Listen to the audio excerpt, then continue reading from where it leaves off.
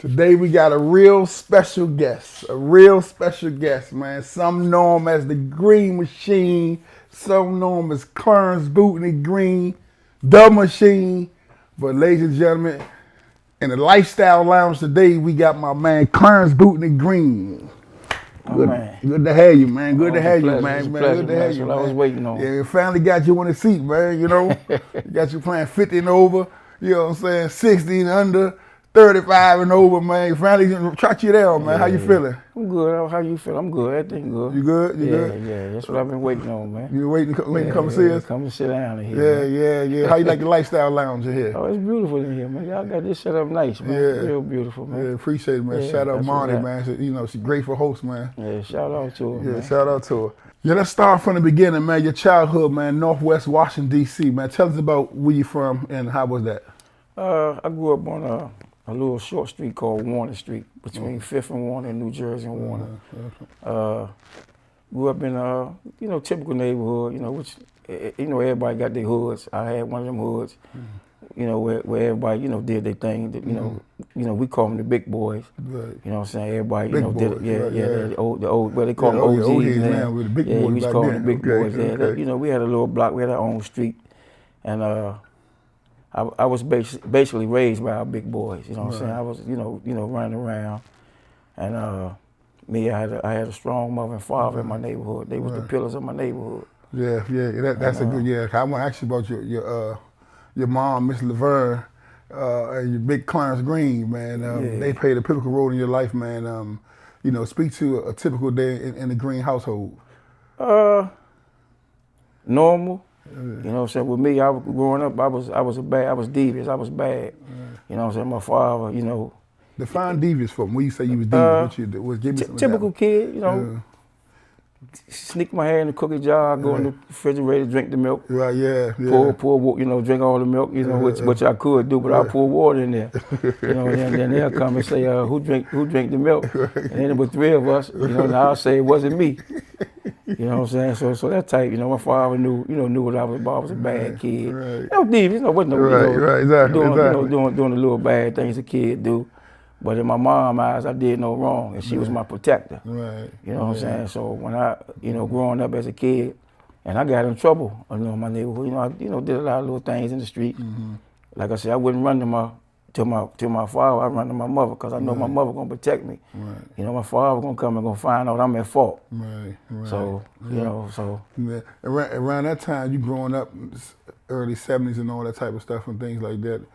It was a lot of drug use. That any rampant part in your household or your community or family? My father drug. You know what I'm saying? He did his thing. I mean, I grew up my whole neighborhood. I had hustlers in my neighborhood. Right. I grew up around money. You know what I'm saying? All the big boys, they did their thing. They hustled. Send you to the store with $20, go get a soda. I bring them back. I come back, they ain't getting no change. You know what I'm saying? I was the type. I'm the head of the line. Right. Everybody want to go, but nobody getting in front of me because I'm getting that $20. That's the type of kid I was. I wasn't no bully, but I was, I was big and I was kind of like, a little physical for my age. So. You know what I'm saying? But I knew who had the money, and that's the type of street I grew up on. Right. Everybody have them in their neighborhood. Right. Everybody doing their thing. Exactly. Or whatever. And as a kid, you see it, and they trying to keep you away from it. But that's what you want to be a part of. But you got them. But when I started, growing up, my father wouldn't let me do it. You know what I'm saying? He kept me away from it. Right. But like you said, it's, typical neighborhood. Everybody, did the same thing every other neighborhood did. Right.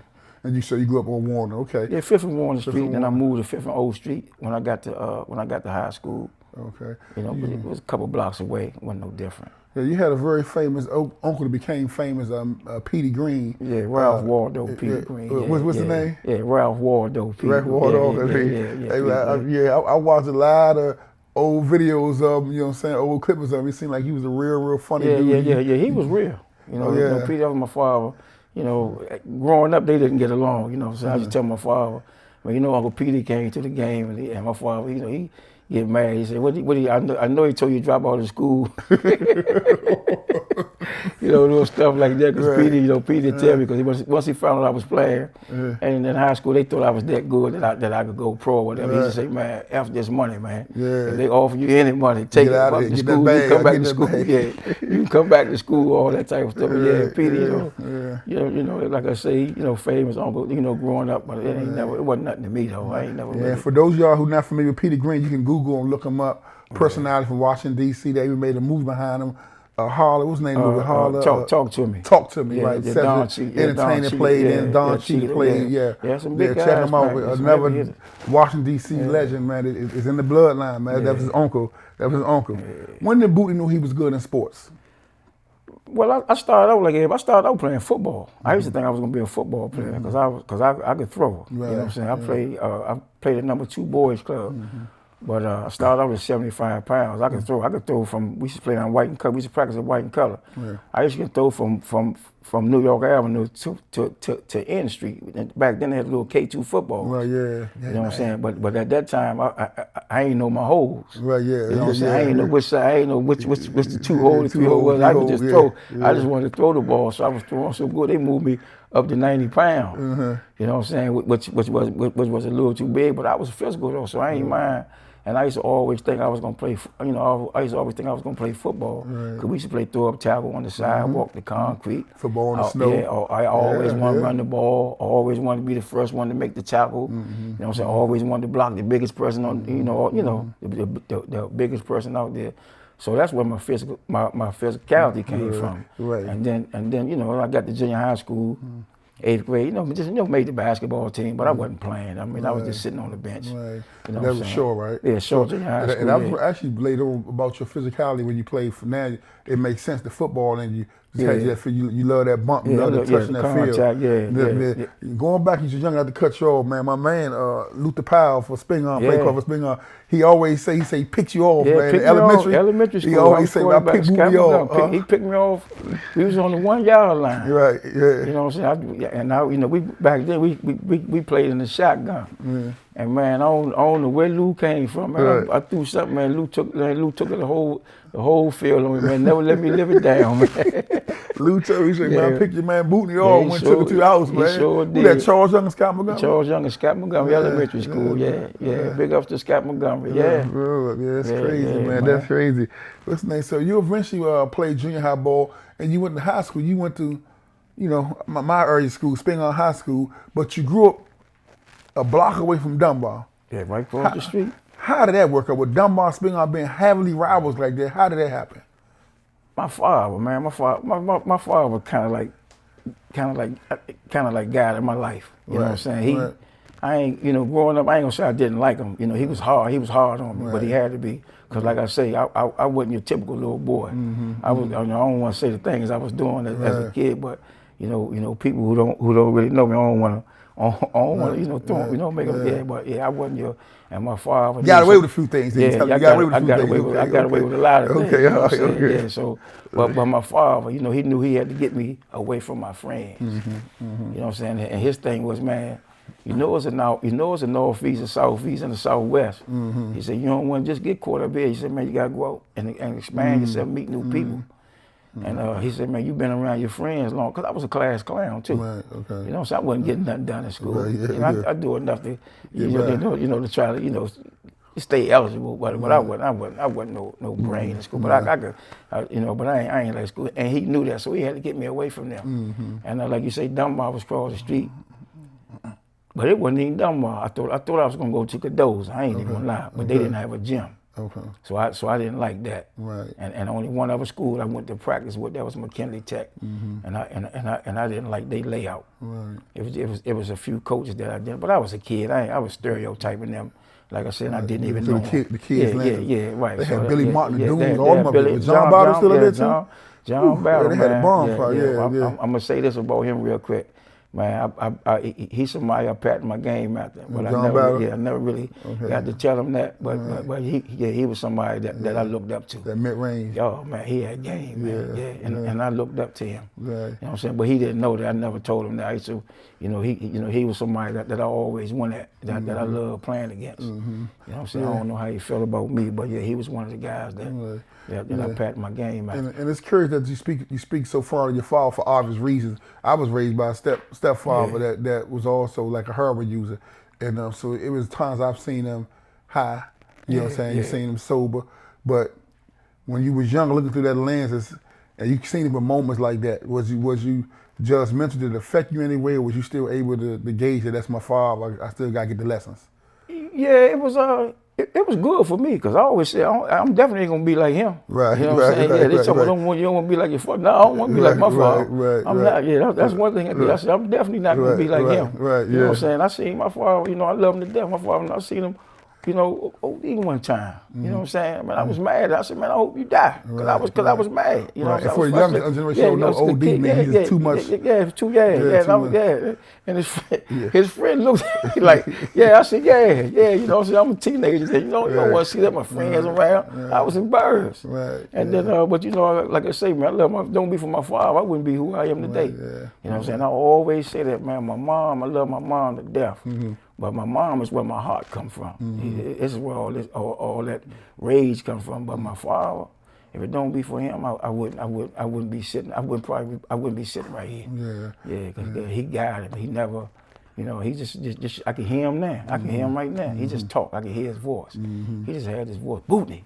And whatever, that type of thing. But like I say, he guided me. And again, if it don't be for him, I wouldn't be sitting here. Well, that's powerful, and I wanted to highlight that because similar stories when it comes to that. Like my stepfather, I remember waking in late time or waking up, he in the bathroom, you just see the needle in his arm. You know what I'm saying? He just nod, but it's like when it's not that moment, he was giving me so many jewels. You know what I'm saying? Gave me so much stuff that I applied in the streets and school and was just so successful with it. So I always like to hide that moment because people have a tendency when people be at their lower self to make that their whole background. But I'm gonna say this about him real quick. He got turned his life around. He became a deacon before he died. Yeah, became a deacon. You know what I'm saying? He became not only my father, he always was my father, but we became best of friends. You know what I'm saying? I mean, talk about anything, man, laugh, man, about everything. And I wouldn't go nowhere without him. You know what I'm saying? Everywhere I went, they said, man, they had cookouts. They said, man, if your father don't come, don't you come. Because my father was the life of the party. My father was funnier than Petey. Oh, yeah? Oh, man, my father was hilarious, man. My father had stories for days, man. He was funny, man. I got to give him that. He was funny. But like I say, and I'm going to go back a little bit. Like I say, it started for me after the 8th grade when I was going, because like I said, I didn't play in the 8th grade. And when school let out, he asked me, he said, man, do you really want to play basketball? I was like, yeah. He said, man, don't waste my time, boo. And I said, no, I want to play. And the playground we had called Moore's Playground, one basket. The best 3-on-3s in the city. If you wanted 3-on-3s, that's where you would come at. M-O-R-S-E, Moore's Playground, one basket. That's where all my OGs was at. I'm 14. These guys are 30. And my father said, well, I was around there anyway because we played during the day. And, we call them the big boys. When they come at 4, we had to get off the court. So my father, when he came, I sit on the wall. He said, come on. And I'm like, he said, come on. I said, man, they ain't going to let me play. My father looked to give me that look like, man, if you don't bring your ass with me, they ain't going to let you play. You're on my team. As a buddy, his best friend named Curtis. Curtis Arts. He used to always laugh. He said, man, you gonna play with me today, Bone? I was like this, Bone. I ain't know what to do, man. And all he would tell them, don't go eat, man. Don't go easy on him. Just don't bore him in the face. I don't care if you knock him down. And man, it took me about a month. I mean, my father used to always just say, then when you go back to play with Fat Gary, Lep, and Amp and them, he said, if you can't dominate them, then this ain't for you. Right. And I was like, I ain't know what he meant then, but he was like, yeah, if you can't kill them, cause they gonna kill you. You can't check. And man, they put it on me. And I ain't and like I say, I ain't had no choice but to get like I got. Right. And I try to tell people that, man. I say, man, if it don't be for these 3-on-3s, I wouldn't be the person I was, cause I learned a lot. Right. Yeah. Damn. So you coming from Northwest, you come all the way to Northeast, go to Spingarn High School.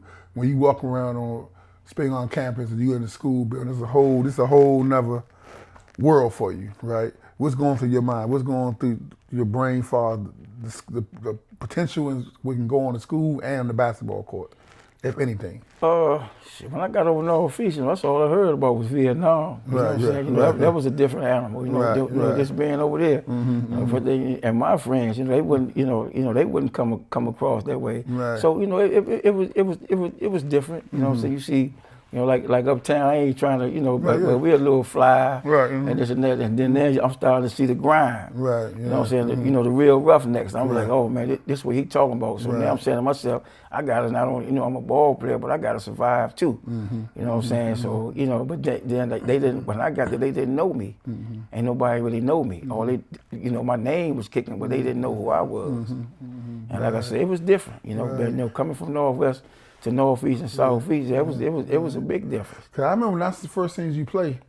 You probably was in 10th grade, then that's 83, I want to say, right? You came out 83, so that's probably I came out 81. 81, your 10th grade year. Yeah, my 10th I remember that grade first thing you playing in Spingarn.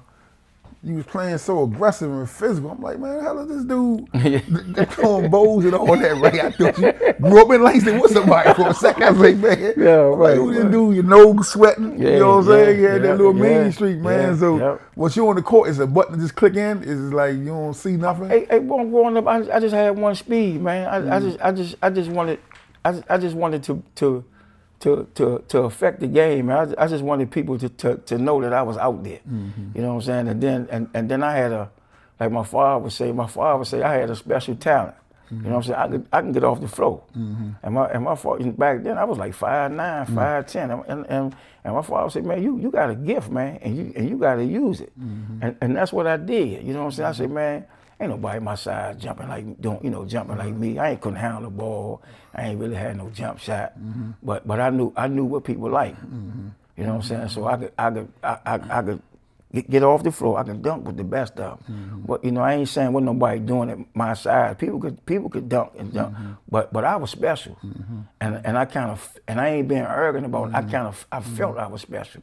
You know what I'm saying? So the things I was doing, people didn't want to do. Right. You know what I'm saying? And I was willing to engage, you know what I'm saying? Because I tell, my coaches, some of my coaches used to think I was over physical. I said, man, I got to be like this. Man, you know what this guy said to me? This guy called me, man, get my little ass out of here. I said, man, that's a trigger to me. You know what I'm saying? So I gotta show him that, man, I'm powerful than you are. Just because you bigger than me, you're not, you know what I'm saying? You're not stronger than me. Right. And I just had, it was just a motor I had, man. It's just something just would click in me. Right. And I would go in this rage, and my father knew. That's why he used to come to all my games, and I would just be ready, and I could hear that, and he know when I'm ready to go, because I hear Bootney, and he be like, and I just look at, he be like, and that means just keep playing. But I always had that physicality in me, and that come from me playing them 3-on-3s with Chop, my man Chop. You know what I'm saying? He's a one. He's a man. I was ready to fight him. Right. Man, he was be ready to fight, man. He be playing them 1-on-1s with him. Back me, we had a pole, man. He back me up, couldn't move. He said, I can do what I want to do to you on this pole. You can't move. You know them old dude. You know them niggas think they been they talking about raping me. That's what I'm thinking. Say, you can't move and all that. Then you gotta get strong. I'm throwing elbows and all that. Okay. And for the record, when you want to change jewels, man, you ain't being arrogant. That's why we got you. You gotta let your jewels out. You know what I'm saying? Because a lot of us come from especially in that hood, they always say, you don't want to get caught welling. Or you want to get caught lying, or you get your so we dummy ourselves down, right? Nah, man. If that's what your jewel is, that's what it is, man. You play for historical coach in Spingarn High School, Mr. John Wood. What was it like playing for him? Also, Coach Robert Burrell. What was it like playing for those two guys? I played for all my coaches were good from junior high and college. Okay. I was blessed. Okay, good coaches all the way. Doc Williams, rest in peace, Coach Bullock, Coach Bridges. But when I got to Spingarn, my father again. Right. And like as soon as he met Coach, my father had something to do that day. But when he sat down and watched us practice, his mind was made up. He said, that's where you going. That's when he went home and told my mother. My mother said, he ain't going over there. I don't give a fuck what you say. He ain't going over there. Right. Yeah, Bootney ain't ready for that. Bootney, my father said, nah, that coach over there, this is the first practice I ever seen where don't nobody talk but the coach. He said, Bootney got to have somebody can handle him. He said, because if he go anywhere else, can't anybody handle Bootney. And my father was right. He said, man, he going there. He said, that man want him. And I went over there. It was just the atmosphere. Everybody was grimy. Everybody was, you know, small, but they were grimy. And I just fell in love with not only the coaches, you know, I didn't even know what type of coaches they were. I ain't no coach. I ain't no coach for real. But I just, from the Lamont Wilson, Michael Wilson, Angelo Horton, Jeff Hamilton, you know, they accepted me. You know what I'm saying? So, and then that's when I got to learn about the coaches I had, because I would start going places. I played summer league. Everybody, man, you play for John Wood, Coach Wood. And I was like, man, this man, you know, even though he won the champs, I said, man, this man powerful. But he was like a father figure, man. No nonsense, man. I mean, no nonsense. He ain't taking nothing. And I'm a living example of that. I got in trouble, man, over spingarn at least once or twice a year, man. That man, yeah, he suspended me for some big games that I thought he wasn't. Yeah, he just no nonsense, man. Tell me about the game. I had to cut you off. Don't lose your thought if you want to go back to that. But tell me about the game. Y'all was going out of town for a big tournament to play some of the top schools in the country, and Michael Graham or something was lead or something. We was going to. I believe we was going down to Myrtle Beach, South Carolina. We was going to play a tournament down there. I think Western Bennett had some bomb schools down there, so I think Mike had missed a few days of school. You know what I'm saying? But I was a captain. This is my senior. I'm a captain, so you know I get to speak up. So at that time, you know, we knew it was going to be some of the best schools in the country. So we want to have a chance to win. So we, you know, as a captain, I went to him. I said, man, look, we know, you know, Mike missed a few days of school. We don't care. We not gonna be mad. We not gonna say you got no favoritism. You know, if you let him play, whatever. We want him to play.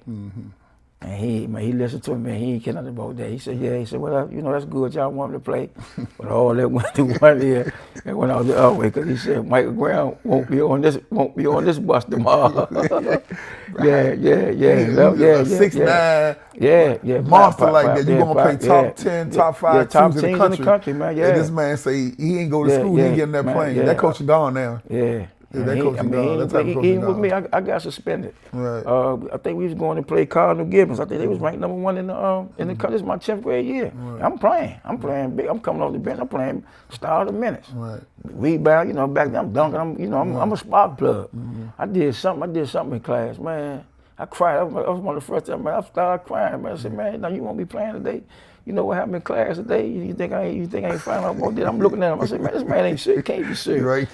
He got me we went to the verse now. Did the same thing to me in verse now. I had a pregame meal. I said, man, I ain't going. I was downtown. I said, I ain't going. Y'all go here. I said, he ain't gonna do nothing. I said, man, I ain't never been out the country, been nowhere before, man. Man, go to the game, take him up, my boy. Nah, when you supposed to come to meet us at McDonald's? I said, man, you gonna do this again? When I'm sitting down there, man, when I'm saying to myself, man, I hope we lose. Man, I hope we lose. When they was hounding us, right, when every time something go wrong, he give me that look, like if we lose, I'm putting you up off this team. I start chilling.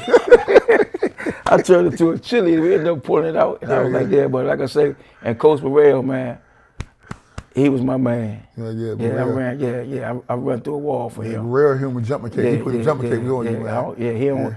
I don't think he get enough due, but yeah, he was my man. He was like a hero to me. Because Coach Wood basically let him handle me, because he knew he could turn me on and off. You know what I'm saying? And I ain't saying he sick me on, but when the going got tough, Coach put that arm around me and say, whoever that number, I'm gonna give you a number 52. I don't want him to touch the ball no more. I only want him to get a rebound. You hear me, son?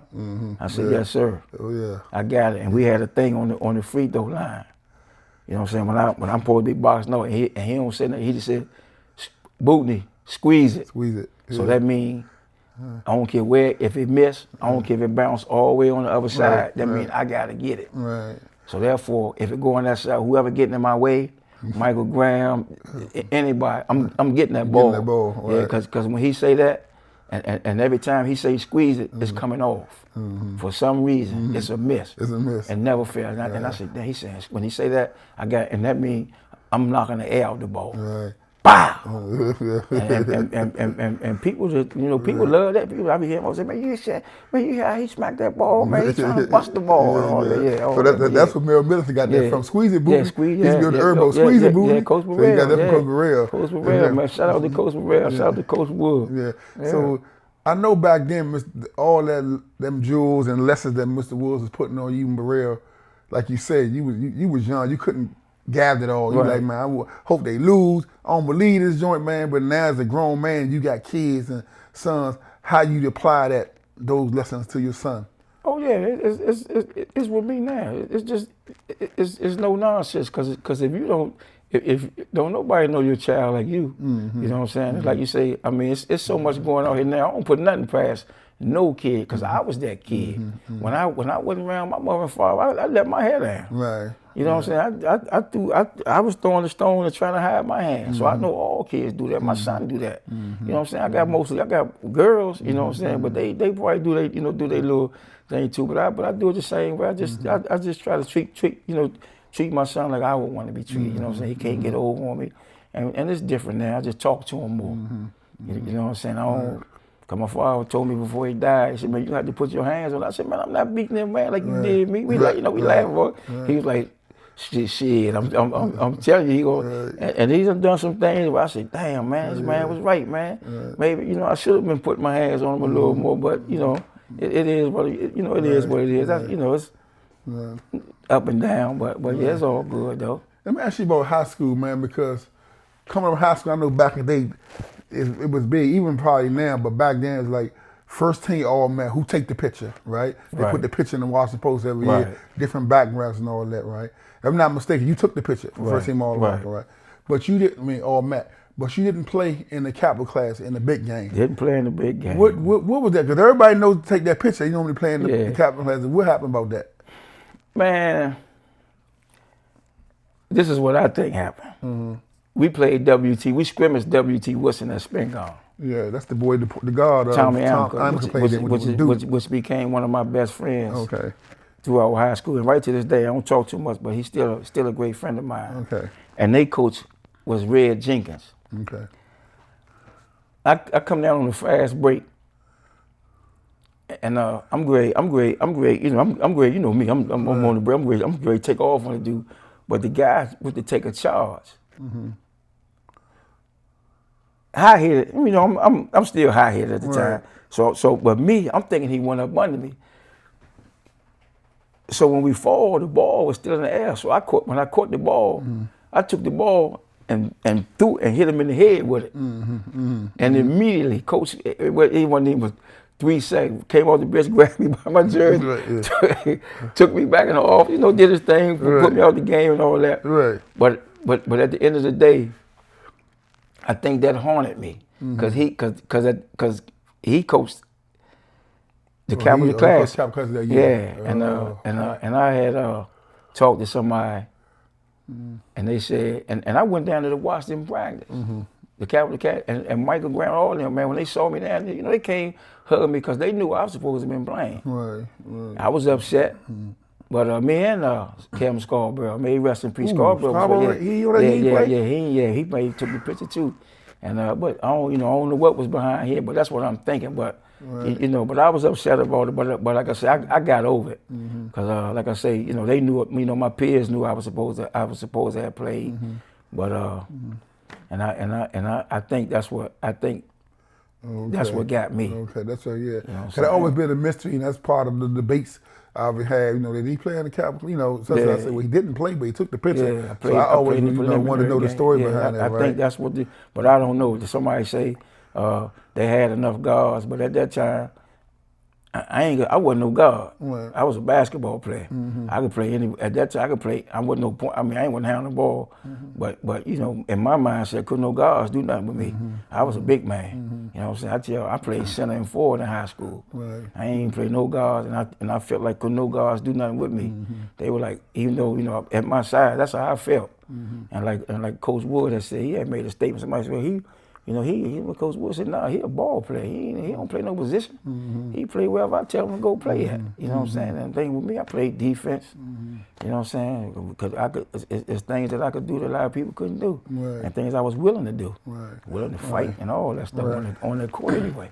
And you had obviously big D1 talent, but you went to a D2 school. Went to a D2 school. What was that about? Did you think not playing a position could have played a role, or what you think? Hey, Bone, that's another thing, man. I don't even know, man. They said it was my size. You know what I'm saying? I heard, you know, I couldn't. They don't think I could make the adjustment from a power spot to a guard position. I don't really know, man. And back then, it was guys that, you know how we say couldn't carry your gym bag or your shoes. Right. They was going to these big schools, and I was, and that was killing me, man. And I cried, man. I mean, man, real talk, I cried. I used to cry, but like in the school I went to, you know, no disrespect. Like my father said, man, you getting a free education.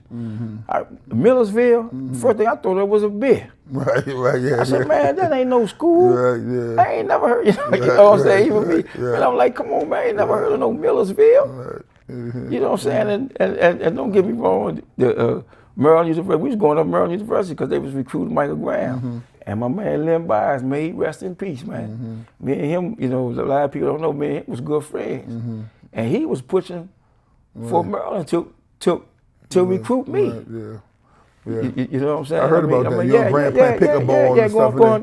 We was going up there. They was inviting Mike up to the football games and all that. We was going up there.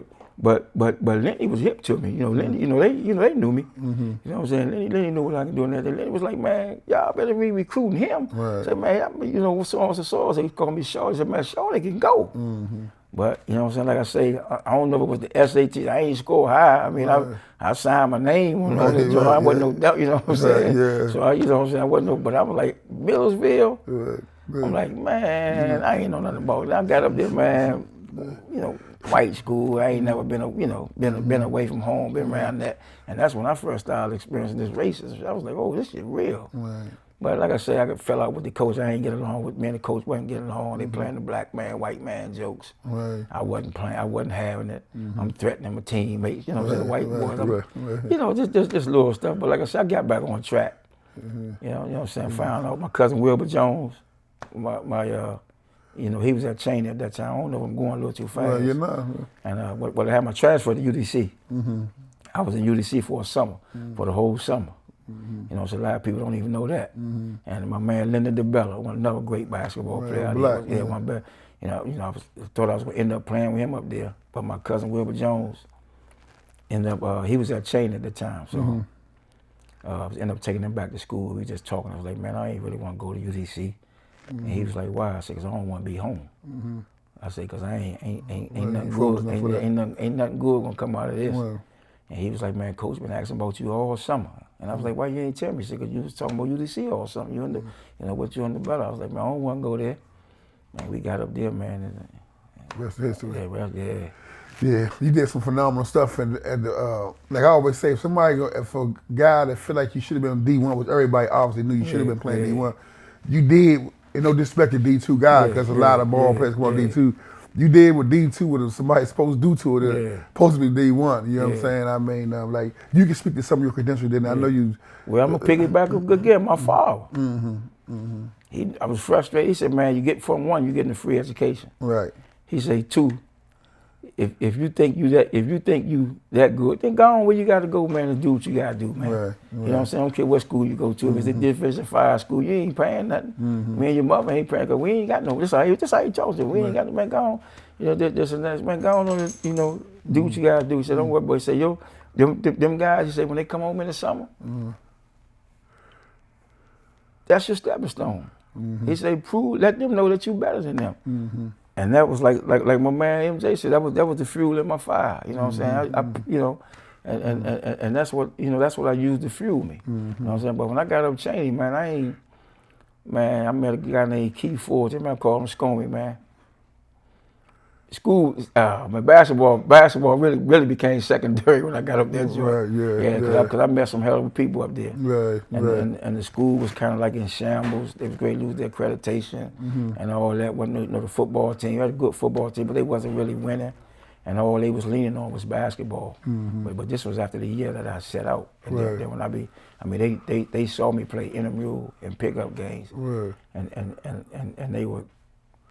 That's what they were, they were waiting to see me, to see what type of player I was going to be. Yeah, but I didn't know I was going to do. I didn't know I was going to do all. So you ended up. What was the record you set? I know you was the all-time leading scorer when you left or something. Or no, second. I was the second. I was the second leading scorer. Born this 30-something years later. I don't know where I'm at on that joint now. Right. Yeah. You know what I'm saying? I mean, I don't never hear nobody talking about somebody did something, but 30-something years later, I don't know where I'm at. And what you got? Division II player? Yeah, I got D2 player. You had to sit out 9 games. Was ineligible my senior year. Had to go to summer school. Ended up going to summer school. Hanging out in Philly. So you set out 9 games. Set out 9 games my senior year. And still, got player of the year. Still. It knocked me out the race. Oh, knocked you out. Okay. Yeah, it knocked me off. My coach said, "Man, you out the race for everything. You might not be able to make All-American." But I wasn't tripping. I was like, yeah, okay. So I had to, make that grade up, which I did. And when I came back after 3 games, my coach said, "Man, I just got a call. They said you back." I had like 3 straight games with like 30. Right. You know what I'm saying? But I wasn't. I ain't even gonna lie. I wasn't expecting to. It was just fun. It was just something I could do. But I wasn't expecting to do all that. But like I said, I set out the whole first semester of my senior year, and came back. I ain't think, but once I got going. Did I remember, if I'm correct, I read something. I want to say. Back then, you was like one of the top scorers in Philadelphia, in Pennsylvania, something that year, or college, or what was it? I read something similar. I don't know what it was. My senior year, I think I was like, I don't know where I ranked there, but I averaged like about 26 points a game my senior year. I don't know where they had me ranked there. Yeah. But I was one of the Philadelphia area's player of the year out of all the big 5 schools and all the schools and everything up there. Yeah, because I remember recent they had all the top guys that was playing in college in Philadelphia had y'all scoring. I said, hey, he was right there, like one of the top guys. I was up there pretty much. So you on D2, you destroyed it. You left history up there. Matter of fact, you're the Hall of Fame up there. Hall of Fame, all that, right? You get the call to be invited to a trial for the United States Olympic team. How did that make you feel? What's going through your mind? Man, I didn't even see none of that coming. I was just at that time. I'm having fun. I'm coming home. I got my home life. You know what I'm saying? So at that time, I didn't see all that coming. And when that happened, Coach Thompson didn't even know Clarence Green was me. Right. He only know, he ain't real name. Yeah, he didn't know it was me. Right. Okay. He called my room. Called one of my teammates' rooms, and my teammate answered the phone. I was over in the gym, and my teammate knew him too. Named Willie Jackson, and he knew him too. He was like, "Man, this Coach John." He said, "Hey, Coach, this Willie Jackson from Baloo." He's like, "Hey, Willie Jackson, what you doing?" He said, "What you know about this kid, Clarence Green?" He said, "Who, Bootney?" And he said, Coach said, who? He said, Bootney? He said, yeah, that's Clarence Green. And he was like, man, what? He said, man, I ain't know that. He said, where he at? He said, he ran over and got me, came back, got on the phone. And we got to talk. He said, motherfucker, I ain't know that was you. I ain't know your name was no motherfucker. He said, man, I ain't even know you was in school. He said, I ain't even know you was in school. I was like, yeah, Coach. I was like, Coach, what's up? He said, man, I'm calling to first of all congratulate you. He said, man, you got invited to trial for the Olympic team. Right. Man, I didn't know what to do. Man, I was like, man, what? I was like, go this way. He was like, yeah. He said this and that. Well, I was like, oh man, called my mother and father, told them. But the next day when I saw the paper, that's when it hit me. It was out of Lionel Simmons, Mark Macon, myself, and somebody else out of Philly. Right. And me. And when I saw the paper, that's when it hit me. It was like, wow. I said, man, I'm up here with I'm in here with these jokes. I had the basketball. They had a picture of me with the basketball cuffed in my hand, and everything just started flashing. The shit just started. I said, I'm going to get my mother this house. Everything just started flashing. I said, yeah. I said, I got 1 foot in the door there. I said, yeah, it's on me. You know what I'm saying? So, I mean, and that's all I said, man, I'm great. You know what I'm saying? Then I was calling people, you know, a lot of people, you know, they was like, man, for real? I couldn't believe it. Right, yeah. And then when I got home, I went up to Georgetown. Coach said, yeah, when you come home, just come up to the school. I went up there, sat down with him in the office, and we talked. And he said, what position you play? I said, I'm a two guard. He said, you know, motherfucker, two guard. He said, you ain't even 6 feet. Yeah. I think, and Pat was in there. Pastor Ewing. Yeah, he was sitting in there, and Pat looked at him and said, yeah, coach, he can, he can play. And he said, man, you can't check no motherfucking Rex Chapman or no Hersey Hall. He was dropping names. So I was laughing. I was just laughing. I said, yeah. I said, well, coach, can they check me? And he was like, oh, okay. He said, well, okay. He said, well, I'm gonna play you. I'm gonna play you at your position. I was like, okay, cool. So you know, all that go down when we get up there.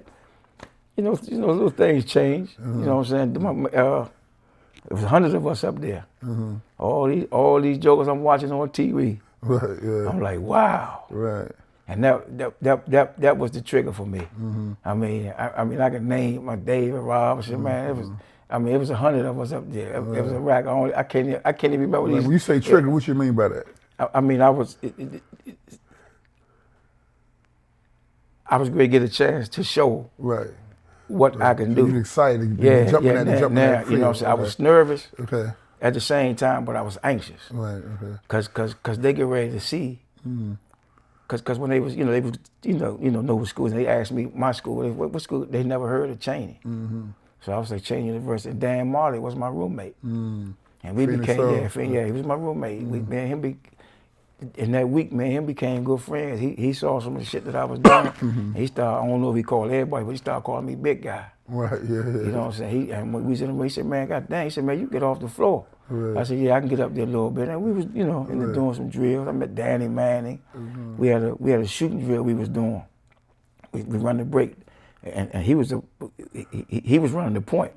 And we running down full court. We kicking the ball, kicking it back. So they had the shooters stopping at the 3-point line. And back then, you know, I'm getting off my jump shot. I'm off the floor like this. Right, yeah. And as we going back, you know, my ears or my head a little bit. They said, man, you see this motherfucker get up on his jump shot? Yeah. And, you know, so now, you know, my next joint, I'm getting up a little high. You know, I can hear all the whistles and stuff. And we doing, you know, we in the layup line, we dunking, and man, you know, when I'm dunking, I'm thinking I'm Daryl Dawkins when I'm dunking.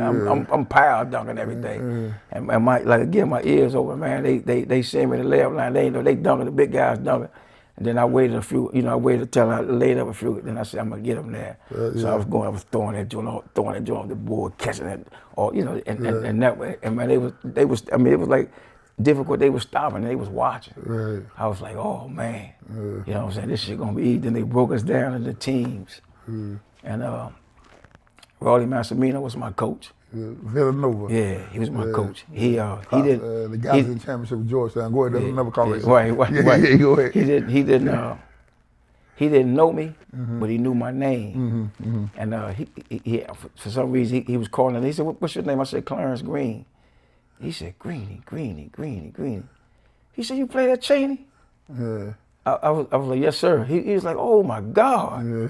He said, he said, "Scoring machine." I said, "Oh yeah." I started laughing. So he broke the teams down. He said, "What position did you play?" I said, "I played the 2." He said, "Coach got you there here on the 1." So John had you the 1. Yeah, I was like, "Oh yeah." Yeah. I was like, "Man." Yeah. You know, I can play it. I said, but he said, "Don't worry about it." Only 2 people I remember was Felton Spencer and Kenny Battle. I think. Battle, yeah, he was from Illinois. Illinois, and they was on my team, and we was playing against my man Dano Burrows. Yeah, Boston College. Yeah, Boston College, and he talking fast. Yeah. But at this time, I didn't know how fast I was. Yeah. And Rolly had me at the point. And he was just saying, man, he had them screening for me. He said, man, because I could at that time I could speed dribble and stop on a dime and pull up. So at that time, me and Dana Burrows, we going for it, back and forth. And at some point, he told me to slow down. And I said, oh shit. Yeah. This nigga can't. I said, he can't keep up with me. Who told you to slow down? Dana Burrows. Oh, okay. You know me. I'm going. We picking up full court. Right. We going. I'm blowing by him. I got them. I'm running. I'm I'm using my screens. I'm pulling up, and we got to a point where we was he said, man, slow down a little bit. I said, oh shit. Right. I said, yeah. I said, he shouldn't have said that. So like I said, it was just the people I got to meet while I was up there. And then Doug was up there. Right. Yeah. Doug the one pulled me to the side and said, man, Sherman Douglas. Sherman Douglas, man, introduced me to his coach. Made me feel good. Yeah, Bayhard.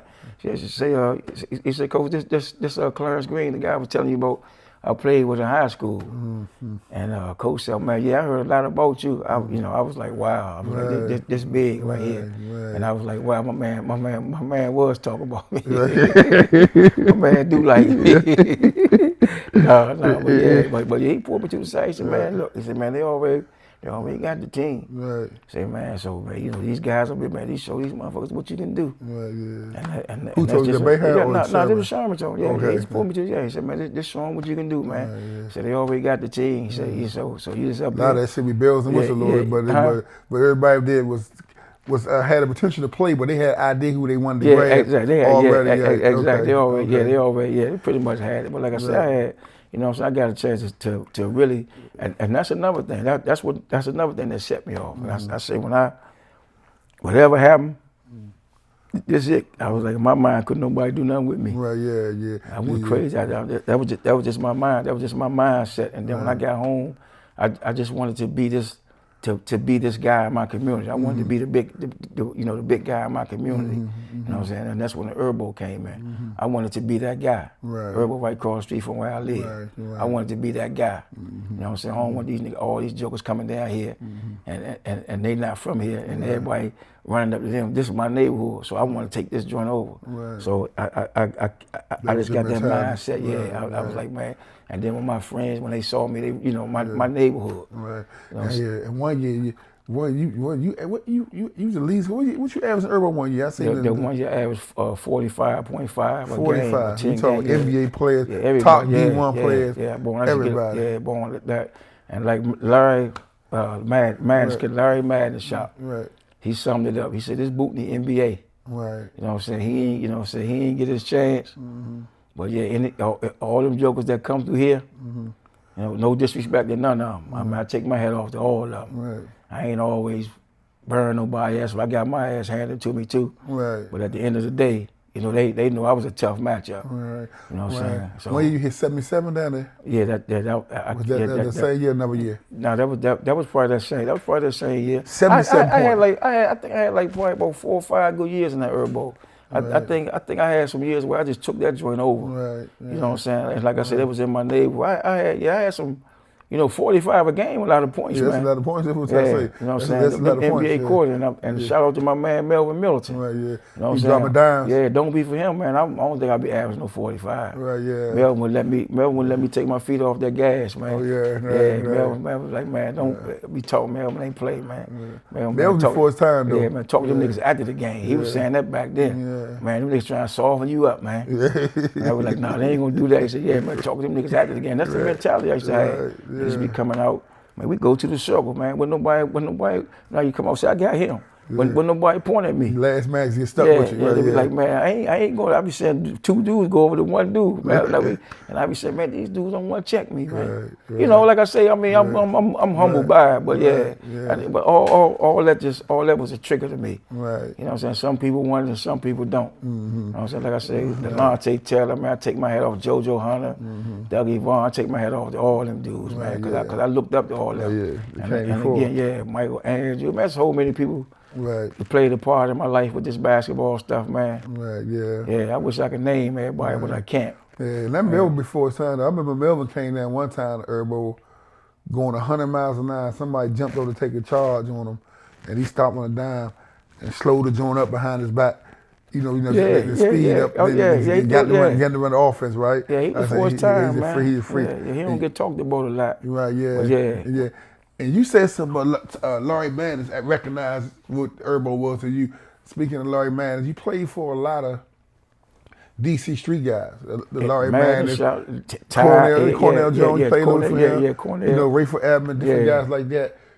What was that experience like? You're a young guy, you playing for these street guys, and I mean, evidently, they rewarding you with a couple of hours or whatever, man. What was going through your mind, or did you play for free, or how was that? It was all love with me because I knew them. Right. You know what I'm saying? All these guys out of my neighborhood. Right. You know what I'm saying? And like you say, long as you're in school, that's where they want you at. You know what I'm saying? I remember one time, Cornell, I considered him my godfather back then.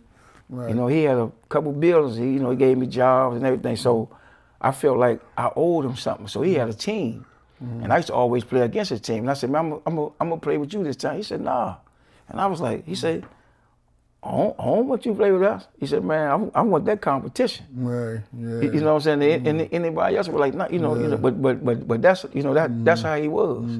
And he looked up to him. He knew my parents. You know what I'm saying? So it was right. even with Larry, Ty, Ed. Larry and them, they knew my parents. You know what I'm saying? So it was games where I played with Max. Man, I ain't want no money. I do this for free. You know what I'm saying? This is what I do. I ain't playing in the NBA. Right. That's where I want my money to come from. Right. Even with Ray, it was a lot of times we played. Man, I just did it. You know what I'm saying? I mean, he paid us or whatever, but a lot of times I was like, you playing for love of the game. Yeah, love the game. Okay. Yeah, love it. I said a lot of guys they was paying. I said, man, y'all getting these dudes money? Yeah, and it's I'm glad you say that for the guys from the street guys that. Oh, shout out to Kurt Smith too, man. Yeah, they were Trouble Smith. He coming up also, but how the back in the day because Earl more too, man. Because of the street. Earl coming up too. Because of the street, the people mentality about the streets. They didn't know a lot of them guys was in the streets. They wanted the ball players. They reward you for staying in school. Right. You know what I'm saying? But people from the outside looking in just assume, man, they trying to stir these guys in the wrong way. You know what I'm saying? That bad example and all that. Like, so speak to that a little bit about them guys, like saying, putting the pressure on you to stay in school. Man, during that time, I was in school. I was coming home on the weekends, just 2 ball, and they was making sure I go back to school. Right. You know what I'm saying? They knew what it was like. They knew. Our chances were better in school. You know what I'm saying? Even with Ray. Ray was trying to go to school. You know what I'm saying? I come home on the weekend. He sent me back. That Sunday he sent me back to school. I jump on the train. I could jump in a limo, or he would get. I could take one if I want. Take one of the cars. But they ain't want you in them streets. You know what I'm saying? And that was a good thing. Right. You know what I'm saying? You come home, you ball. I mean, so many of us ball players. That's, they want to see you doing it right there and give you a little bag to go back to school, go back to school with. Right. And every weekend I'm coming home on the weekends. A lot of people didn't, and like I said, a lot of people didn't even know I was in school because they saw me home. But it was just on the weekends. I was just, we out all the time. And people didn't even know I was in school. Right. You know what I'm saying? But yeah, I wasn't gonna jeopardize, I wasn't gonna jeopardize, Then I'm young. I didn't think nobody was doing it like that. But but yeah, I wasn't gonna jeopardize. Right. And they was making sure I go back to school. I wasn't doing shit in school. Exactly. But I was going back. And I want you to touch that because I think a lot of street guys get a bad rap for garnering relationships with sports athletes, right? I'm not saying all street guys got good intentions, but a lot, especially in our era, back then, they took a liking to you because they want you to do the right thing because they seen like the good in you that probably could have been potential in them, or something like that, right? I'm gonna go back, man. I don't want to bring these memories back to you. We played y'all of Langston Turds, man. You know what I'm saying? Curtbone team against Rayful team. Beat y'all for the money 2 times. Man, twice, man. We ain't gonna get to all that, right? No, we can get into it. We can get into it twice, man. Yeah. But I had Sherman Douglas on the show before, and we talked briefly about it. I didn't ever ask him, and I was skeptical. Actually, I didn't ask him first, but I'm gonna ask you, Henry, man. Y'all supposed to play a one-on-one basketball game for amount of money, right? Right. The game didn't go off. The game didn't jump off. Right. At that time, what you think? How that game? How you see that game finish? How you think? What you think the outcome of that game would have been? You and Sherman, y'all prime youngsters. At that time, man. That game would have went either way, man. He was at Syracuse. He had grown up. He wasn't no kid no more. He wasn't in spingarn no more. And I had grown up. I'm not gonna sit here and say I'm supposed to say I beat him, but that game would have went either way. Right. Because at that time he wasn't the same. He wasn't no kid. You know, during that time I was his OG. Right. You know what I'm saying? He was in the 10th. I was a senior. Right. You know what I'm saying? Sherman he knew what I bring and I knew what he bring. But at that time he wasn't the same. You know, little boy at spingarn. And I knew he was much better. I knew I was going to, in order for me to beat him, I was going. It was going to be an awesome game. I ain't gonna say. Yeah, that would have been a hell of a game. You know, I'm kind of glad he ain't come out. No, but it's all good. There ain't no love lost. It was me. And like you said, I heard the interview where he respected me that much, and he knew, you know what I'm saying, what I was gonna bring. But I wasn't gonna do nothing to hurt him or nothing. You know, I was gonna play him. You know, head up. You know what I'm saying? wasn't gonna do nothing to, you know, to hurt him or nothing. But that's just the respect that I had sought that he had for me. But that would have been a hell of a game. Right. Yeah. And the games, you know, that we was fortunate to beat y'all, you know, in those what's name. When you come on that court, man, y'all was the cool kids of the city, you know what I'm saying? The hot names, man, like herbo and all that, man. What you thought, man? You thought y'all was gonna get us? I did. I thought I could get 100 points by myself. I did. But again, y'all had Sherman Dell. At that time, he fit that name, the general. Yeah, the general. You know, everybody, y'all had Anthony Duck, man. Y'all had Duckett, man. Yeah, bad boy, man. Bad boy, man. And we'll tell you who played. My man Tink. You know, Tink probably the second lead scorer the first game. Second game, I brought Mike. I was going to mention Tink. Tink did, but Tink get underestimated. Quiet. He get underestimated. But again, we had some Earl with just Earl Moore. I thought Earl. Hey, Bone, but I'm gonna say this though, Bone. Earl, two of the best games in my life, man. It was about 100 degrees out there. 100 degrees. One call, and that wasn't even a call. Duckett gave me a foul. You know what I'm saying? And that was, and to me, that's why I love. That was just a courtesy because he ain't really fouled me. Right. Yeah. You know what I'm saying? That's just a respect that he had for you. me. Right. And after that, I pat him on the leg, and I say, man, just play. And it was never another call. Right. And I don't think people. And when I tell people about that game, I say, man, we went to 100, took a 3-minute break at 50. Yeah.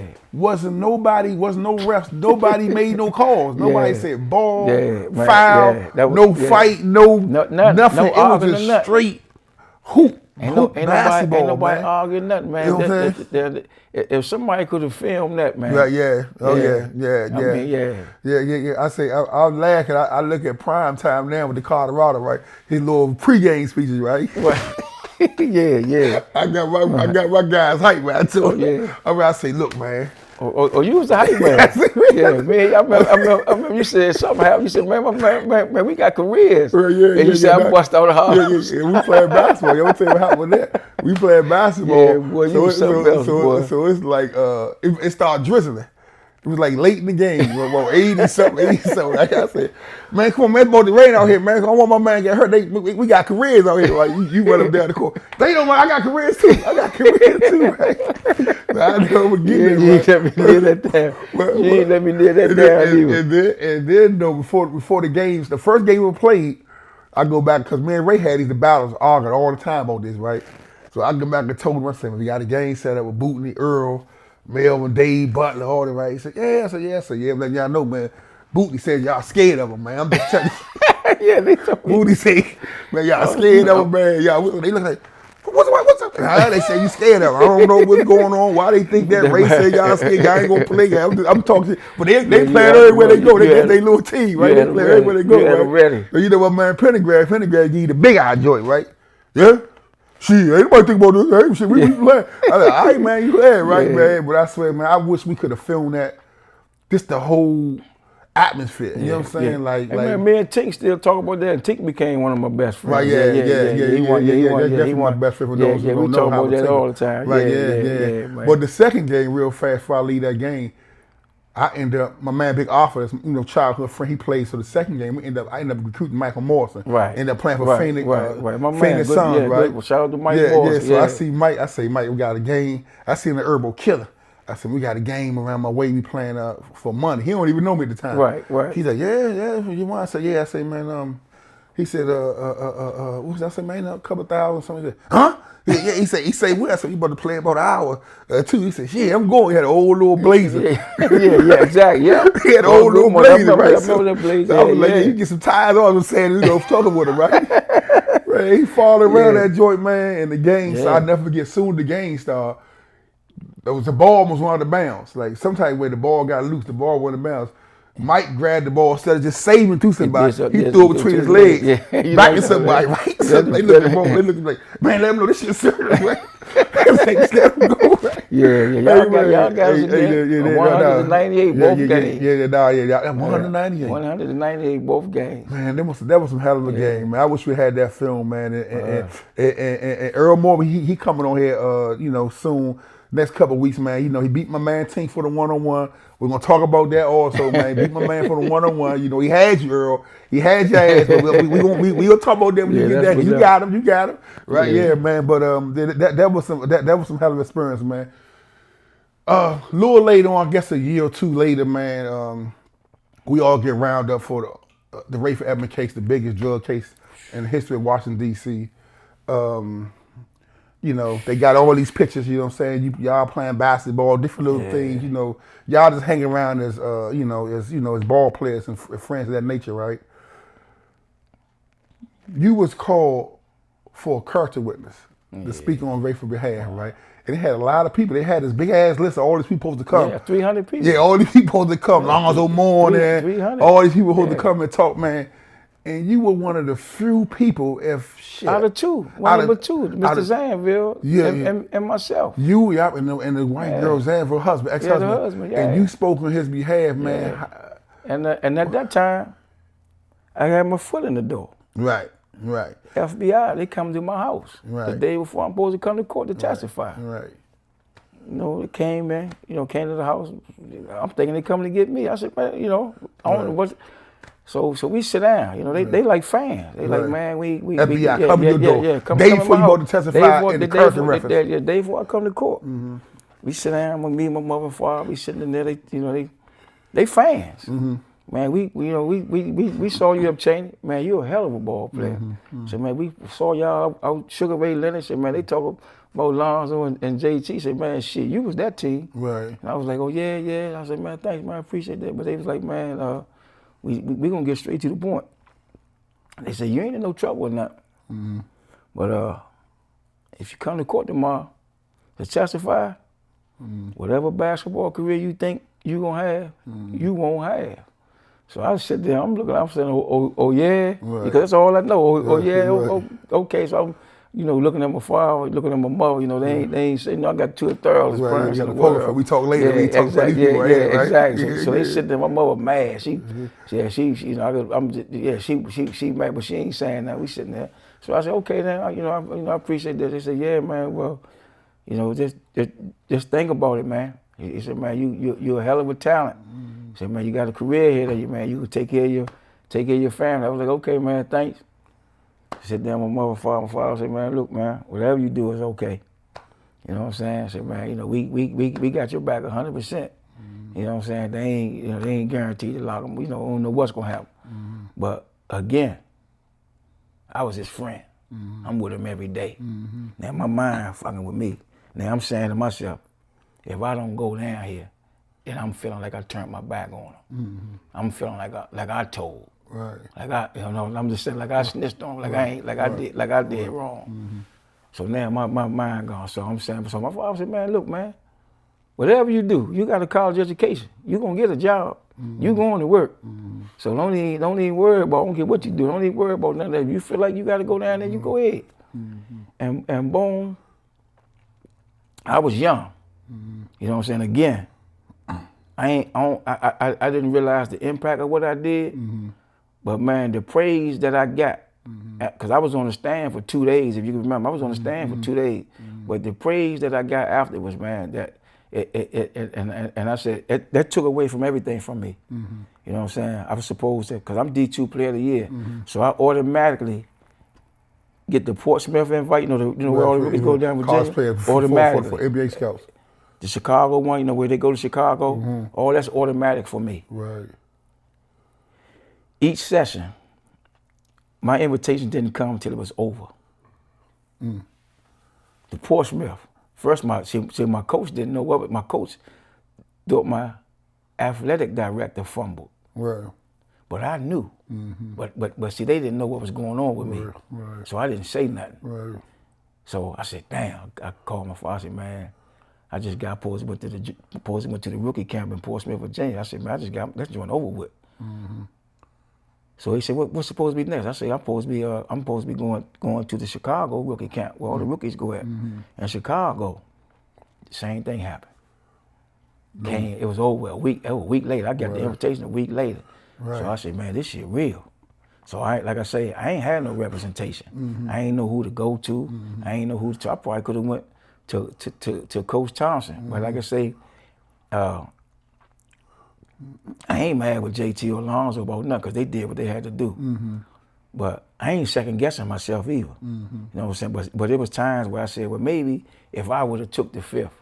But then I said, you'd have been wrong because that's your friend because you was with him every day. I was with Ray all the way up until they came and got him. You know, Ray was staying at my house. You know what I'm saying? So I didn't want to feel like I was betraying him. And out of 300 people, his lawyer was like, man, you and the guy, you and Mr. Zanville are the only two credible people out of everybody. Right. So I was like, man, I can't let him down, man. You know what I'm saying? I ain't even, wasn't even, you know what I'm saying? I wasn't in basketball at that time. It didn't mean nothing at that time. I was more worried about him. The friendship joint. I was more worried about him. And when you say JT, you're talking about John Turner. John Turner. Right. So John Turner and Lonzo Mourning, they was supposed to testify. Yeah, they took the fifth. So they didn't have to go. Right. So I didn't even know nothing about. I didn't even know what that was about. But I was like, that didn't even cross my mind. I said, man, I gotta go. I said, man, because you know, he was a good dude. Right. You know, in spite of what went on with him after that, man, he was a great dude. He was more like a brother. Right. You know what I'm saying? Speaking of John, JT, I'm speaking of Ray. Okay. You know what I'm saying? In spite of what happened after that, you know what I'm saying? But he was like a brother to me. Right. And I ain't want to let him down. But I say this to say, after that, I didn't really know what I did. Everywhere I went, man, I was out of town, man. People remembered all that. That's the guy that, man, that's all right, man. You know. And then even though I didn't get a chance to play in the NBA, I don't know what I would have done in the NBA because I'm in that Mike era, that Isaiah Thomas and them, and I think about that all the time. You know what I'm saying? It comes back. I don't have no regrets, but I do say at some point in time, what if? Right. What type of player would I have been? That's time I thought about you. I always looked at a Vinnie Johnson, you know what I'm saying, Andrew Tony, somebody can come in and spark it. You know what I'm saying, steal them 12, 13 points real fast, or get a 20 at a good night. I'm trying to get me I got on that level, boy. I wasn't going for no 10, no 15. Yeah, with that, I was going to try to be the man. But that's a lot for the microwave position. I was going to try to be in that Hall of Fame. I was going to try to become a Hall of Famer. If I had got in there, I was going to do whatever it took to become a Hall of Famer. Right, but that was a dream, though. You know what I'm saying? Something that didn't happen. Like I say, I don't regret it or nothing. But and just out of curiosity, because when Ray ended up becoming an informant years later, man, how did that affect you? Woo! It hurt, man. But like I say, I'm not him. Right. He not me. Exactly. I don't know what he going through. Right. You know what I'm saying? So therefore, that's why I try not to judge nobody. I mean, of course, you don't want your friend to to go left, but I'm not in his shoes. You know what I'm saying? So I ain't gonna say nothing negative because I love his mom, I love his family. So to each his own. Ray gotta live with himself. What I gotta live with myself. So. Like I said, I still got love for him. You know what I'm saying? That's understandable. I just wanted to understand your position because you took such a bold approach to fight for his freedom at that time. You know what I'm saying? I was curious about your position of that. Yeah, I mean, again, you know what I'm saying? That was almost 30 years later we did that. So I don't know. You know what I'm saying? I still, think I did the right thing. You know what I'm saying? But a lot of people don't know that. People don't know. People don't know what I went through. You know what I'm saying? Or they know this and that. But yeah, that was Okay. Yeah, that was a big knock because I always wanted to get my mom. That's all you say, man. I'm going to get her out. I'm going to, do this and do that. But like I said, that my mother, so she said, you gonna get your ass off and get you going to work. Right. So don't need that. That's all right. You know what I'm saying? Right. It ain't what you know, it's who you know. Right. So around that time, I know I see a lot of you, Rayful, Melvin, Earl Moore, John Turner, Alonzo Moore, sometimes even Tom. Even to Kimberly, right? How did you and Moore and John Turner remain having a relationship after all that was going on? Good friends. Okay. Yeah, good friends. Okay. I never. We were always friends. I mean, hey, who, even with Zoe, I never had nothing against Zoe. We've been so friends right to this day. You know what I'm saying? One thing I can say about him, whenever he saw me, you know what I'm saying, he would always, I didn't know what it meant, but he would always ask me, you okay? You all right? But that's just me. And I was always saying, yeah, I'm fine. You know what I'm saying? But my man with me should always say, man, that's him asking you if you need anything. But, where I come from and how I'm built, if you gonna give me something, give me something. Give it to me. I ain't asking nobody. I ain't begging. I mean, that's just me. At that time. But I got nothing but respect for them. And I ain't mad with them about nothing. You know what I'm saying? They don't owe me nothing. Like I say, as long as they acknowledge me as a man, then I'm cool. Right. But you had a historical, legendary basketball career, man, especially concerning the Washington D.C. area and all the college you spoke to. But you grew up just your neighborhood alone, man. You had some of the biggest drug air markets just in walking distance, right? Blocks in different angles, different what's you had guys that played them banks, ran up in them banks like they had ATM cards, right? I mean, dudes you grew up with, you played baseball with, right? How did you avoid prison? How did you avoid not being a guy that took that step and not going to prison or have no type of experience those guys? One, God. Okay. And two, scared. Right. Yeah.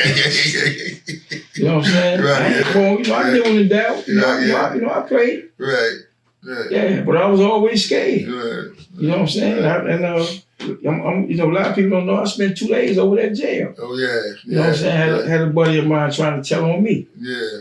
And them 2 days I was in that jail, I did this for 2 days. I said, get me out of this. Yeah. I'm done. You done. I ain't playing. Yeah, they can have it. I'm never coming back here again.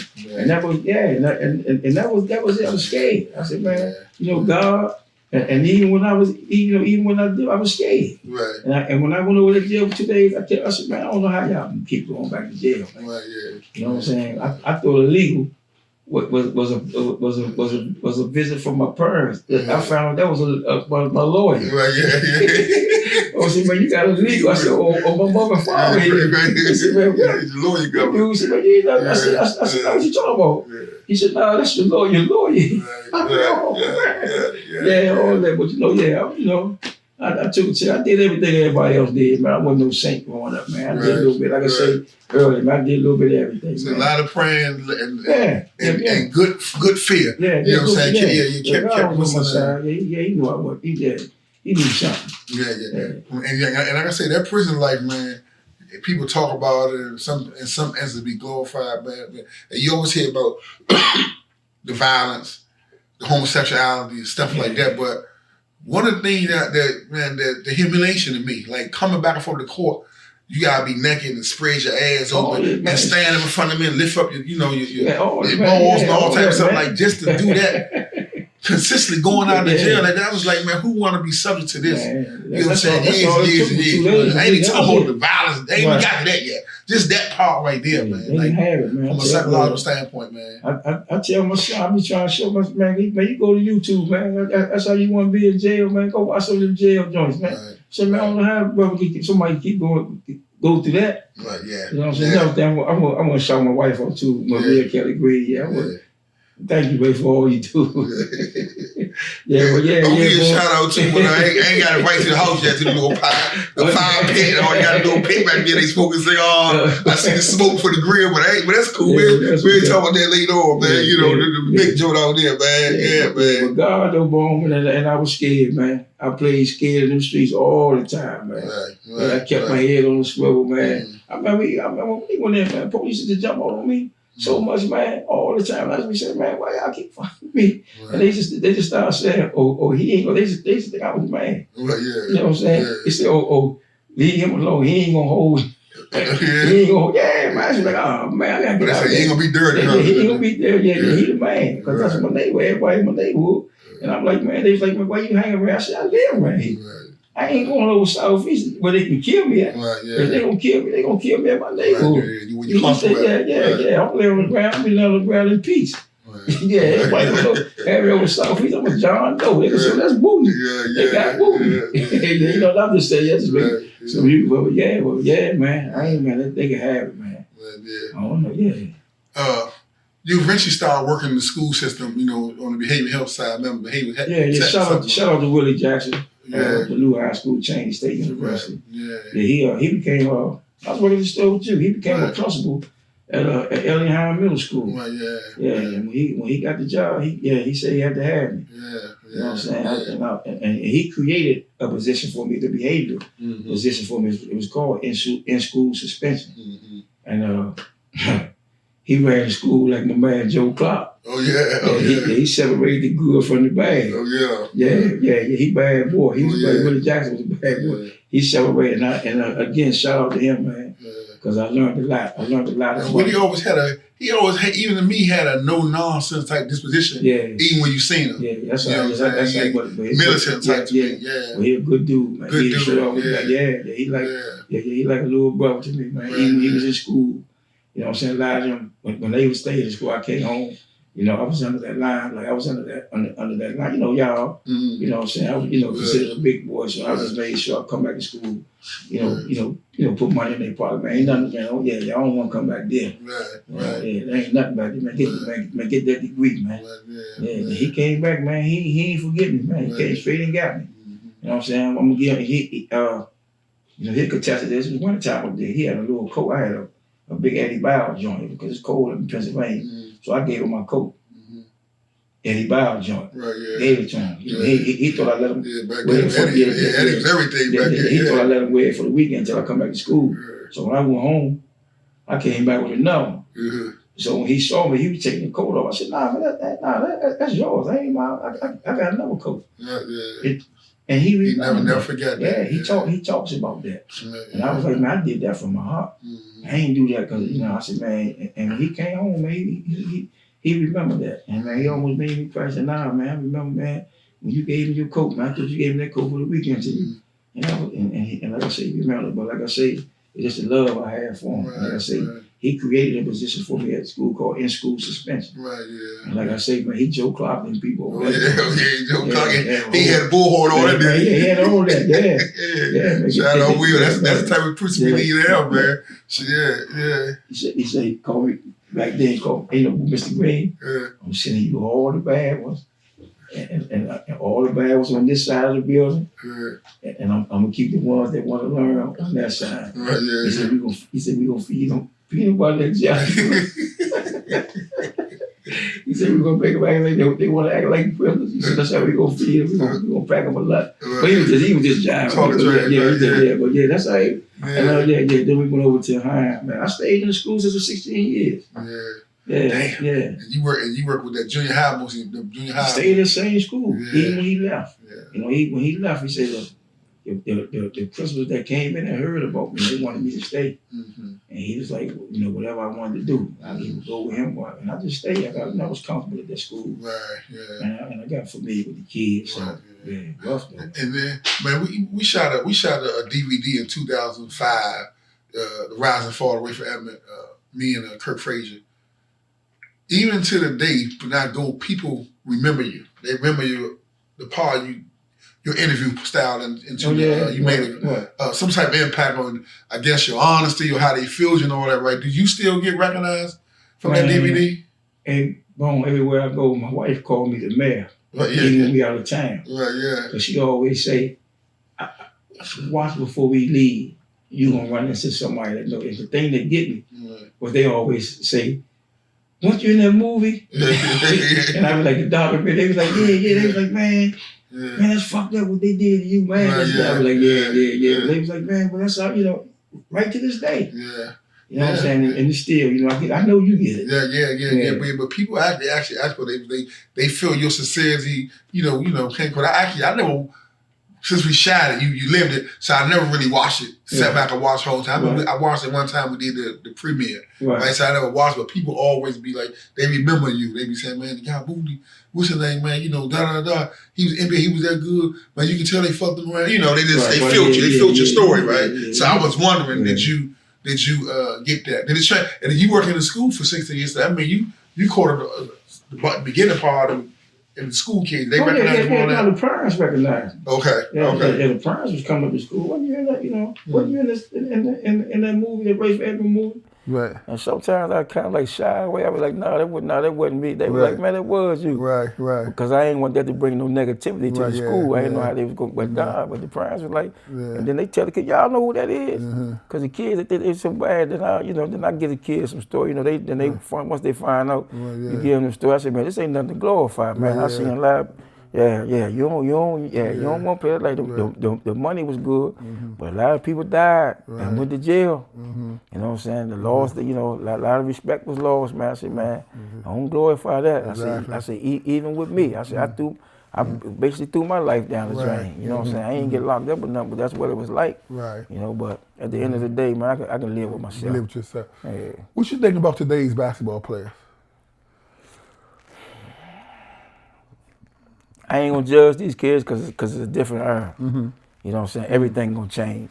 So I love it. I'm a fan. Right. You know what I'm saying? Because I'm a fan because everything changed. Right. You know what I'm saying? I'm a 70s, 80s kid. And I don't think nothing gonna be better than that. But you respect what's going on now. Man, the shit they doing now. Right. I'm still playing. Right. At 59 years old, I'm playing in the 50 and over and the 60 and over. I'm still trying to get that step back shit, that step to the side. Right, shit. I did the Euro already. That's old. I'm trying to get that step back shit. That shit Steph Curry and be doing that double step back. I can't even get that. Hard, man, that shit hard. Man. I was like, man, that shit, Jay Hard, all that. Right. But man, like I say, I respect it, man. I ain't gonna shit on them kids, man. Cause they somebody's parent, they somebody's kids. Okay. So I take my hat off to them, and they get all the money y'all can get. Just real briefly, I know you got a lot of respect for this guy. I know you respect Michael Jordan. As a ball player and all that. What separates him from? Why you have such a high respect for? What separates Michael Jordan from other basketball players in your eyes? It's hot, man. The killer. Yeah. It's the killer instinct. Yeah, it's just something about him. Kobe got. Me and Kobe birthday the same day. Right, you do mess with Kobe. So I people might think I'm tripping. I know that killer. Right, yeah. You know what I'm saying? I know the mentality. Right, you relatable to that. Yeah. Oh man, it's just this. It's just that right there. He relentless. You know what I'm saying? He fearless. You know what I'm saying? And then he got the skill. Mike got that whole package, man. Right. Yeah. You know what I'm saying? Man, shit, I mean, no disrespect to LeBron, no disrespect to nobody. You know what I'm saying? Like my thing is, and it's no disrespect. If you got Mike playing here and LeBron playing here, who you going to see? And I'm gonna put him in their prime, in his prime. Who you going to see? I don't care if you're a fan. If you got Mike playing, and this is a gym right here, and it's a gym right there, who you going to see? Yeah. I don't care if you met the whole. Public. I'm just even with. Kareem, all them dudes goats, man. Everybody in the same building. All them dudes got Kareem. All them dudes Hall of Famers, man. They're in the same. All they what they got? All they bus hang in the same building. Right, you know what I'm saying? So when they be debating like that, I guess it's opinions. Though. Everything is based on opinion, man. And that boy LeBron, man, you can't take nothing away from that boy, man. You know what I'm saying? And I watched the NBA. If he wasn't playing, I wouldn't watch it as much. I like LeBron. I'm a big fan of his too. You know what I'm saying? I hope he do play another 2-3 years. But you can't take nothing away from that boy, man. That boy, man, just as good as anybody, man. Exactly. I'm gonna ask you a few people's names, and give me what you think about them. Your big cousin Wilbur Jones. Ooh, me. Yeah. Yeah. He was me before me. Right. We the same age. That's my first cousin. That's my father's nephew. We grew up as brothers. I wanted to be like him. Right to this day. Right to this day. If anything happened to me, right to this day, I would want him to take care of my family. Okay. You know what I'm saying? Not to take care, but to push them in the right way. Yeah, don't be for him and him. I wouldn't be sitting here. You know, had the same desires I had and everything. Everything happened to me for a reason because of my cousin Wilbur Jones. Right to this day. And you know, remember, we speak. You know, when you talk hours at nighttime, daytime, and I remember you said something stuck in my mouth. You like, Wilbur, I want to say, put you on the bus or show you how the bus rides. We just say, they was living in Southeast, bro. They moved to Southeast. I'm like, we like 12. I didn't even know he was catching the bus. I wasn't getting on no bus. I wasn't getting no cab. I was scared of everything. I wasn't getting no. And he come and get me. Jump on. I said, man, jump on the bus, jump in the cab. Then when I got over Southeast, you grew up in Southeast, and we the same age. At that time, he was acting like he was like 10 years older than me. He matured so fast. Because he said at that time, then right to this day, he said he had to grow up. Because when he was in Northwest, we was the same. When he went over Southeast, I said, man, this nigga. No, excuse me. I said, man, this joker done got more, way mature than I am, man. He doing things that I'm not even, you know what I'm saying? I'm not even doing. But big ups to him. You know what I'm saying? Like I said, right to this day, I look up to him. Right. Hey, John Thompson. Great. Mentor, father figure. Yeah, great man. Okay. Mr. Burrell, Coach Robert Burrell. Oh, man. My main man, man. I don't even know what to say, man. Father figure, man. I run through a wall for him. Great man. Right. And this next person, I know you know who this next person gonna be, man. And the way you talk about this next person, man, is incredible. I feel like I could do a movie on her. You know what I'm saying? Miss Laverne, man. How you just. I never seen nobody draw inspiration from their mom the way you do. That was always like a father figure. You know what I'm saying? All that. You know what I'm saying? You know everything. She always right there. You know what I'm saying? Man, speak to me about Mr. Laverne, man. Damn, what you learn with that one, boy? Yeah, speak to me, man. Speak to me about Mr. Laverne, man. Man, that's my heart, man. Yeah. Everything I do now, I do for my mother. You know what I'm saying? Right to this day, I never wanted to let my mother down. She never let me down. Whether I was right or wrong in my neighborhood, always was there for me. Did right for me, right to this day. She going through a little not no illness. She's not sick, but she can't walk like she wants to. So that's a big issue with her. It's kind of like sending her into a depression. But that's my heart, man. Right. I mean, I would act. People say I would actually go to my grave for my mother, man. Right. Yeah. And she my rock. She my everything. Yeah, man. You hit the nerve. You got me with tears with that. Oh joke. yeah. No, right to this day, man. To see her go. Yeah. She stayed with me and my wife now. You know what I'm saying? To see her going through what she going through because she can't walk. Right. Like she want to. Yeah. It's killing her. Yeah, and I draw inspiration. Anybody know me, they know I'm a mama's boy. You know what I'm saying? My grandma, she passed. I was real close to both of them. And you even had me sometimes. I can talk to you, and I might see my mother 2 days or the date, and I'd be like, man, I call her, go out there and just go see her because it's like, wow. Sometimes you can get too comfortable because a lot of people don't have their mom, especially without age. Right, you know right, yeah. You can get relaxed because they there, they answer the phone. Then I may talk to you, man. You right there leaving work, going to your mother, up to the hospital, laughing, joking in the background. You know what I'm saying? Give me all behind the scenes stuff. And I say, man, let me go see my mom. Wow. You know what I'm saying? Yeah. So man, we only get one. Yeah, man. Yeah. So I always had a lot of respect for you for that, man. Is there anything we talked about today that I missed that you want to say that I might have didn't touch on that you haven't?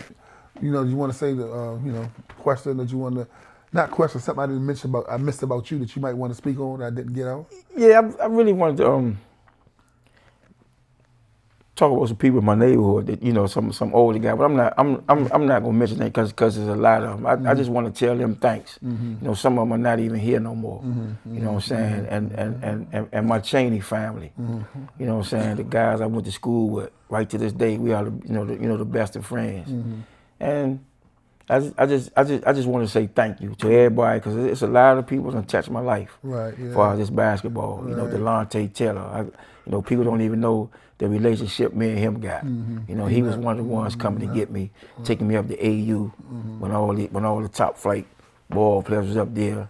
And no disrespect, I was walking through them. You know what I'm saying? I met my man Billy Bryant. He used to play for Maryland. This was my first time ever seeing him. And when I got done, I sat down and I heard him say, "Nut, who the fuck is that?" Right. And, you know what I'm saying? And for me to hear Nut say, "Oh, that's the boy Bootney." Right. And you know, little stuff like that. I just want to say, I just want to thank everybody because I didn't get this way, just because of me. You know what I'm saying? I watched a lot of people, man. You know what I'm saying? Named Michael Andrews, man, rest in peace. Fat Rodney, rest in peace. There's a whole lot of people. His names I missed, but yeah. He was another big fan of mine. I got a story about you, man. You know what I'm saying? I don't think he knew how tight me and you was. You know what I'm saying? Man, hey, bro, I don't think people know how tight me and you are, man. I'm older than you, but you more like a big little brother to me. You know what I'm saying? And I laughed. Rodney came to my house one morning, banging on my window, almost crying. I said, "Man, what's that?" He said, "Man, Curtbone talk about you ain't shit, man." And I just I mean, you know, there's no disrespect. And I just bust out loud. I said, "Nah, man, he playing with you, man. He playing with you." He said, "Man, nah, man." And then, man, don't believe that nigga said that. I said, "Rodney, man, he playing with you, man." I said, "Man, he don't, blah, blah, blah." But that's just to say, man. And like I said again, I just want to thank the Wayways, the Ralphs, the Porgies, even my man Nate. I ain't spoke to him in a month, you know what I'm saying? But whatever he going through, I hope he get through it, you know what I'm saying? I ain't got no ill feelings towards him, nothing. I love him. So, but again, man, I just want to thank everybody. And another man, John Battle. Again, man, played him. He don't even know what he did to me. You know what I'm saying? So it's a whole lot of people, man. And it's funny. I remember a story, laughing story, when you was a spingarn in 10th grade. So I'm going all again. You fine, you killing. And then, but my homies grew up in Langston. Buzz and Mike Peel, they family knew me from uptown. Right? They just married. They knew from uptown married, right? I was talking about Booty all the time. Yeah, man, I said, man, Booty, man. Saying Booty my cousin. They said Booty my cousin. I got so much in my figure. I feel like I was your biggest fan around that motherfucker. Right? So I started saying, shit, whatever. I fuck with Lamar. Nigga, Lamar Wilson. I just switched up. I just switched up, right? You know that's right? What's hey, bro, and you know I know how you can get. That's what's up, though, man. Yeah, man. But then, man, before we close out, man, I got a segment, man. You don't have to choose. You have to. Do you want to ask the host 2 or 3 questions, or you good? Yeah, I want to ask you a question. Oh, okay. Yeah, you got a couple questions. What do you want to do? What do you think about me? As a person or as a ball player? Both. I think you're a rare breed. I think you're a rare breed. I think your DNA is super duper special, off and on the court. You know what I'm saying? And it was transferable. Like, for example, a lot of people that was in your position in 1989, April 1989, with Rayful Edmond case, they had your trajectory looking in front of them. D2 Player of the Year, Olympic trials. Them killed everybody who was everybody that's pros, college, what's name, like you can glimpse at where you was going at. You know what I'm saying? And for you to take such a stand like that, man, it was a gift and a curse as far as I'm concerned. You know what I'm saying? The gift was that it spoke to the character who you are. Right. You know what I'm saying? The curse was that it might have hindered what you could have been. Right. Even though you came to be a great person at the end of the day. You know what I'm saying? But it could have hindered where you possibly could have been on the trajectory of where the round ball to continue to took you at, right? But again, God don't make mistakes. You know what I'm saying? Right. So it spoke to who you are. You know what I'm saying? You came over, you grew up a Fifth and Warner. You know what I'm saying? You grew up. Shout out to my man Kenny. We are one. Kenny was y'all childhood friends. You know what I'm saying? I'll give a shout out to my man Brian Irvin, too, Scotty. Right, big Scotty, Blue Sky. You know what I'm saying? Keep ducking the couch, but we'll talk about that, Sky. I ain't gonna let the people know you had a life before that, man. You know, but we're gonna talk about that later on, man. But but nah, man. But You know what I'm saying? You always was courageous. Going to spingarn, you know what I'm saying? You was right there by Dunbar. You went and came over all days. You worked with me for some years over all days, you know what I'm saying? Drive the all days truck, you know, all around. Right, and right. we ain't no gang culture. We ain't kidding. Everybody cool, everybody friend. Right. But still, a lot of people do things in the dark. You know what I'm saying? They'll drive on that side, park, and go and drive back home. You know what I'm saying? So little stuff like that spoke to your courage. But I think you're a hell of a guy. I think you're a good example. I think that was the right place at the right time with Will. You in them with them junior high schools for 15, 16 years.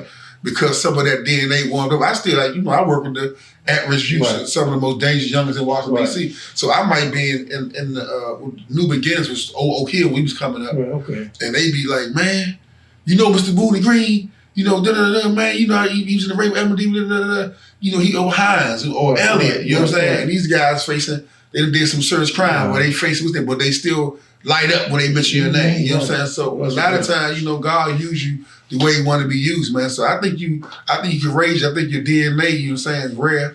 And, you know, I think you're a hell of a dude, you know what I'm saying? We all what they say, I forgot the Bible said, find a man who haven't sinned or something like that, you know what I'm saying? We all done did some shit, you know what I'm saying, that we regret, you know what I'm saying? But at the end of the day, I think you're a hell of a dude, you know what I'm saying? That answers your question, off and on the court. And I think it's transferable, you know what I'm saying? You know what I'm saying? And I think your relationship with your mom is, everybody love their mom. I mean, for the most part, you know, everybody gonna go to the grave about them. Everybody gonna do it, but a lot of people can be guilty of and put me in the same box that can sometimes we might can overlook the fact that they're not gonna be there forever. You know what I'm saying?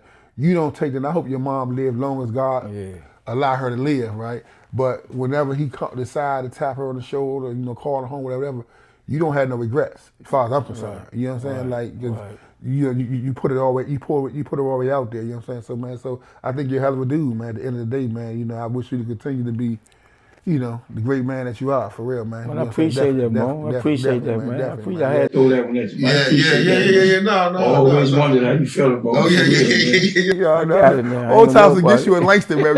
Your Ray came with that team that got the hats cocked up. You know what I'm saying? Mel behind his back. You know what I'm saying? Earl overtired and shit. I said, we got to get these MFs out here. That's the only time I was against you, man. I was against you there, man. Yeah, but I appreciate that, man.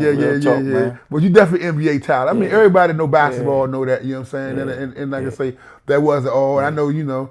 But I always wonder, though, and that's in my head now, could I have played with those? You know, that's been my thing. Could I have played with those? I ain't could you have played, or what you would have done if you played? Which one? Could I?